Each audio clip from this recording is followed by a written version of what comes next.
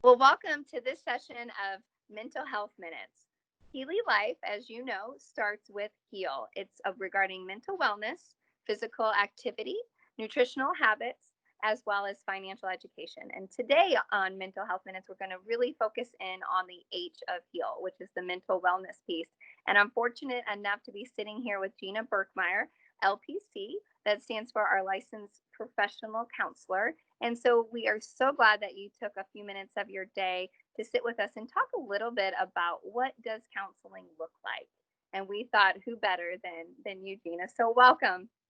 Well, thank you. It's really great to be with you and it's just a privilege to get to do this. So thanks so much for asking. Awesome. Well, we'll just jump right in. And so, for Mental Health Minutes, it's really about a conversation. Hopefully, that any little bit that can trigger something for one of you guys, for one of you Keelians or your families to help you along your journey is what we're hoping for. So, Gina, what would you say counseling looks like? Well, I think first and foremost, it's a relationship and it's a conversation.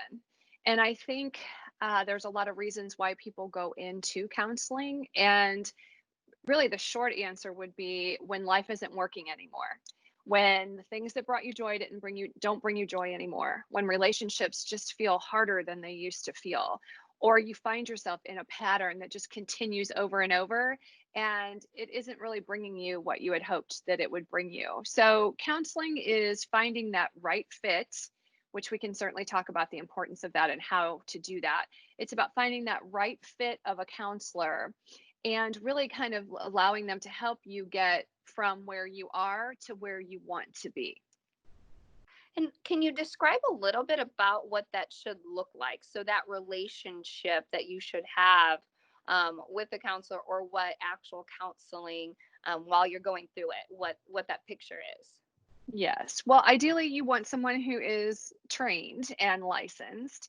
You want someone who is who finds the same things important that you do. So, if spirituality is something that is really important to you, you do want to seek out a therapist who would be educated in that and understand that. If you have trauma in your history, you would want someone who understands trauma and what that looks like and how that can be playing out in ways that you may not recognize for yourself.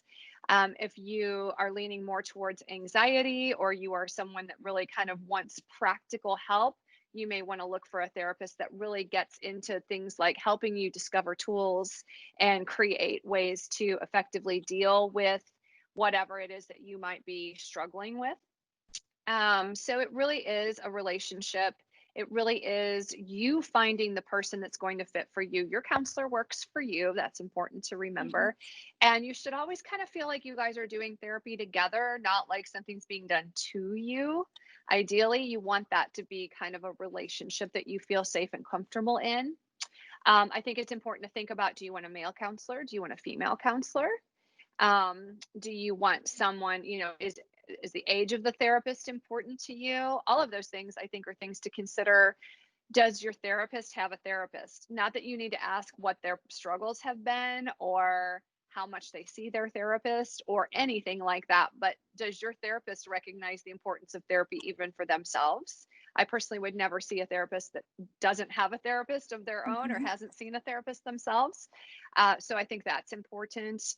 And also, some people feel like, they go in and they're like, well, I'm not sure this is for me. Well, it takes a little time. So I would say, please try to give it at least 4 sessions before you decide if this person is for you. And remember, there's a difference between you feeling like counseling isn't for you versus this person isn't for you. Those are two completely different things. Counseling is really truly for everyone. What do you do when you don't feel that connection? Should that be a conversation you have with the therapist? Yes, absolutely. Because it could be, sometimes it's just an issue of misreading. Okay. They're maybe they're going too fast for you, or they're asking too many questions, or you process differently than they do, or it could be a myriad of things that could cause that to feel like, I don't know if I'm really there right now. So I think it's important to go into that conversation, which I know can be really awkward, right? This is already a new person, and sometimes it feels a little hierarchical, like, but we don't really want that. We want to try to get on that same playing field as much as possible. And just to say, hey, I'm kind of not tracking with how we're doing this. And then maybe give it another session or two and see. It just might be that that's not the therapist. Just like you don't gel with every single person that you meet, you don't strike a best friendship with every Hmm. person that you meet. Every therapist might not be for you. And back to what I said earlier, if there are certain things that are really important to you, like there's similarity in terms of what part of the journey of life they're in with where you are. They have kids, you have kids. If you're a spiritual person and they share your spirituality, those things can be helpful. And sometimes if they're missing, it might just not feel like the right person. So already, there's this misconception around therapy, right? Or the mental health piece just Yeah. in society in general. So with someone already having those misconceptions or someone already feeling, like this is a huge step for them, how do you calm those fears, but then also arm them with being able to communicate effectively with this person? Sure. I think that shift in mindset is really important, especially if we are kind of a pull yourself up by your bootstraps type Right. person. Um, but often we find that people who are like that, if it's something else, if it's a physical ailment, if it's something at their job that they're just not quite grasping and they need to do it better, they'll go and they'll figure out how to do those things better. They will seek out the help. They'll have a conversation with somebody, they'll get a mentor, they'll find a good doctor, all of those things. We really want to start looking at mental health the same way Right. because it really is about shifting your mindset from something's wrong with me to I know there is someone who can help me do life the way I want to do life, which is really a healthy choice. And I think helping people think about it that it's not just about you. Hmm. Sometimes we think that, this is just about us and we don't want to get wrapped up in everything that's going on in us and we'll just distract ourselves with family or with work or with this or with that. But the reality is we really are not designed to do anything in terms of compartmentalizing our life. What we really are integrated beings. So one area affects the other, affects the other. So if we can get that shift of mindset to say, you know what, if I go do this because I'm recognizing some things that I need to work on, and if I go do this and I can find someone who can help me effectively go through that journey, then I'm better at work, I'm better at home, I'm better in my Hmm. friendships. Everything works better. So it's just like the time we put into deciding what's the best to put in our bodies to eat, right? Or all of those fad Yes. diets, or all of the time and money we put into exercising because we want our bodies to look better. So this is really about doing something good for the inside, for the total body is what I'm hearing. That's right. That's right. And it's interesting you say that because sometimes that mental and emotional stress can play out in coping mechanisms that we use physically, right? So it could be that maybe we are drinking more than we normally would, or we're eating more than we normally would, or we just can't get ourselves up to exercise, or we're exercising more than what's really healthy, or we're working 24/7 to keep ourselves distracted. So really the manifestation of whatever might be troubling us emotionally or mentally can play out in some of those other areas in life as well. Why do you think that people don't talk about it, right? So I mean, it's kind of like, that saying, if more people talked about it and we realized it was a common thing, right, then it would be just like us saying, oh, how was your day, what did you do this weekend? If we can get it to a Yep. common language, I think it could really potentially help a lot of people. So how do we help push that, forward through, just specifically for Keely Life and our Keelians? How do we help spread the message about that? hmm That is a great question. And I think that we're getting a little bit better at that. If you see, even in social media, you see more people that are becoming vocal about struggles Mhm. with anxiety, depression, addiction, all of those things. Sometimes that can feel very daunting, especially if we feel like we have to protect ourselves from someone at work finding out, or we don't want a spouse to find out. Different things like that can make it really difficult. But I think that the more we talk about it, the more we will talk about it. Yeah, So great point. just like just like we want to say, hey, exercise is an important thing, you can think of this as a type of exercise. When we think about, hey, learning and education is really important to our job, to our Mhm. relationships, we can look at this as learning and education because really all of those things are part of a good therapeutic Right. process. Yeah. So, a little bit ago, we talked about, how do we find a therapist that works for us, and as a Keelian, we have our employee assistant program. We have, most of us have some type of health benefits that we can reach out and ask them as well. But I mean, outside of those methods, how do you even go about researching a therapist to know who to call or where to start that journey? Mm. Well, I do think it does go back to what I said about what's important to you. Do Okay. you want somebody who is educated in trauma? Do you want someone who is educated spiritually as well? Do you want somebody that has that balance? Do you want somebody who's more science minded? Are you looking for somebody who is just going to basically help you process and you're going to be processing with that person? Or are you looking for somebody that can give you tools? Hopefully, it's a combination of both. But I think you can, if you know about counseling centers, St. Louis is probably one of the best places to find almost any kind of therapy you want. We have a ton of therapists here, and we have a lot of holistically practicing therapists in the St. Louis area as well. So it's everything from, this is a great way to go back to what we just talked about with talking about mental health. Find some people you trust. You can talk to the people in your circle. Hey, have you or anybody that you know seen a counselor, and who did they have some good luck with? You can look in Psychology Today in your area. There are places like EMDRIA, which is it's actually a specific kind of trauma therapy. There's a lot of different organizations like that you can look at. You can call the EAP.